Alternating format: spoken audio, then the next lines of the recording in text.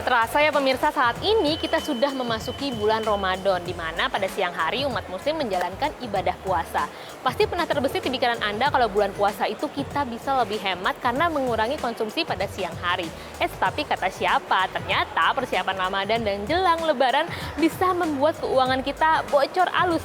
Loh, rugi dong.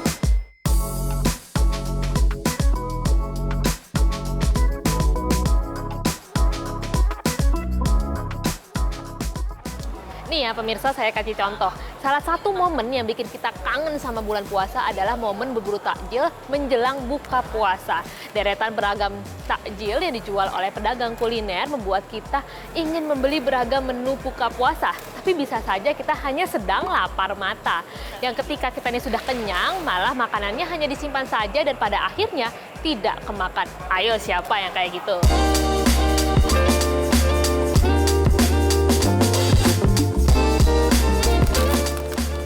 Selain godaan dari jajanan takjil, ada lagi nih yang potensinya bikin keuangan kamu bisa bocor alus waktu Ramadan. Apa itu? Ya betul sekali, undangan buka puasa bersama yang bisa datang dari teman dekat ataupun keluarga. Pembekakan anggaran saat buka puasa bersama bisa jadi potensi yang perlu kamu perhatikan.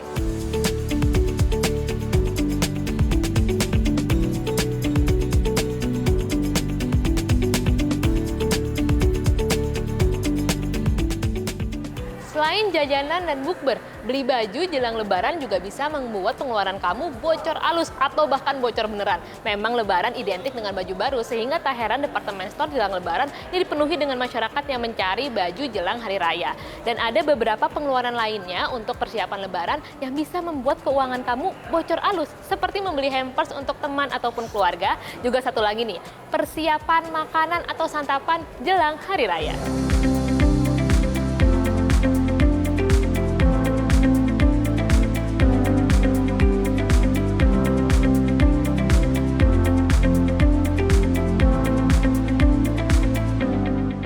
Pemirsa, pengeluaran-pengeluaran tadi itu merujuk pada satu istilah, yaitu rate factor. Istilah ini dipopulerkan oleh perencana keuangan sekaligus penulis buku Finish Rich, yaitu David Bach. Rate factor merujuk pada pengeluaran-pengeluaran kecil yang sifatnya rutin akibat kebiasaan. Sebenarnya sifat pengeluarannya pun lebih banyak emosional yang sebenarnya tidak terlalu penting dan bisa ditiadakan.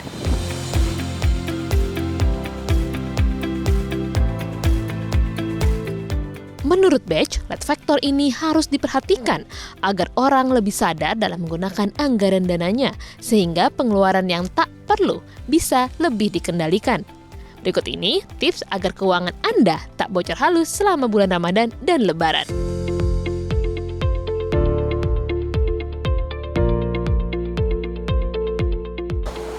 Latte itu kan artinya kopi ya. Nah, orang kan biasanya kebiasaannya ngopi. Nah, ngopi, jajan kopi gitu.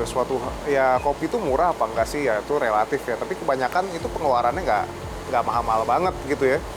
Cuman kalau memang dilakukan secara terus-terusan gitu ya, itu sering bisa dikatakan mengancam kesehatan keuangan kita. So, financial planner tuh rata-rata sering menggunakan kata latte factor untuk menggambarkan sebuah kebiasaan kecil yang sering dilakukan seorang yang dilakukan secara terus-menerus gitu tanpa dia melihat biaya, tapi secara dampak finansial itu cukup besar.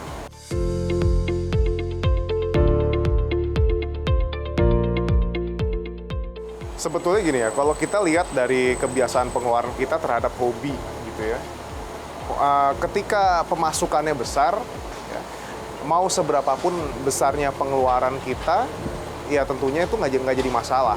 Tapi yang jadi masalah adalah ketika pemasukan kita juga pas-pasan, tapi pengeluaran kita besar karena hal-hal yang sering disebut sebagai latte factor ini ya. Gaji seberapa, cuman ngopinya tiap hari. Nah, itu yang bikin bahaya. Kalau misalnya gaji pas-pasan, tapi pendapatan sampingan luar biasa, mau ngopi tiap hari juga nggak jadi masalah.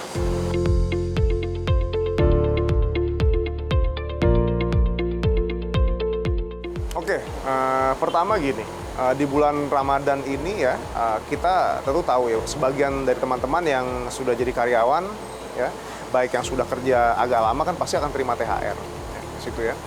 Nah, THR itu bisa dimanfaatkan untuk hal-hal yang sifatnya wajib, ya, artinya pengeluaran-pengeluaran wajib kita. Mungkin ada yang bayar pajak kendaraan, atau yang bayar utang, dan lain sebagainya.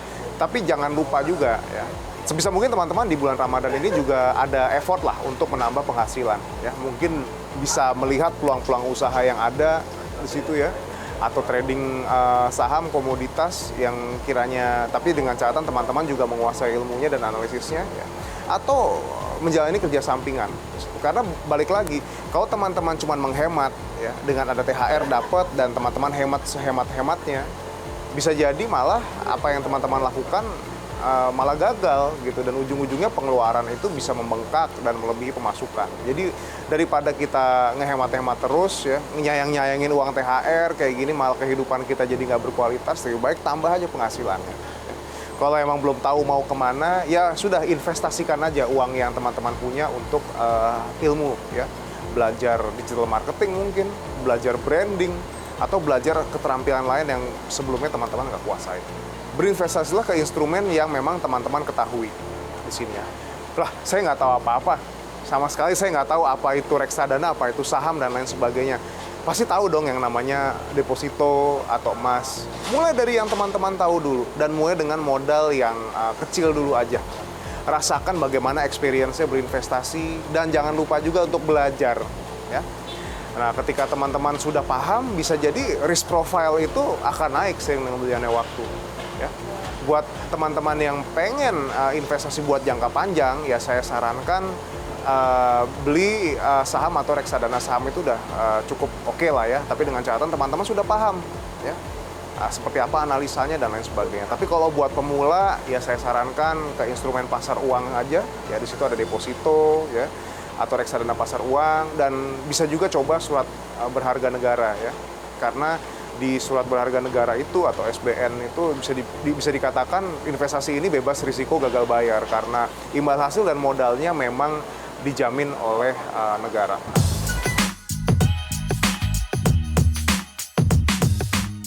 Ya pemirsa, pemberian tunjangan hari raya atau THR jelang lebaran juga bisa menjadi salah satu faktor yang semakin menggoda kita untuk belanja begitu banyak hal menyambut hari raya. Tapi Anda tidak boleh lupa untuk mengontrolnya agar tidak menyesal di kemudian hari. Dari Jakarta, Tim Liputan CNBC Indonesia.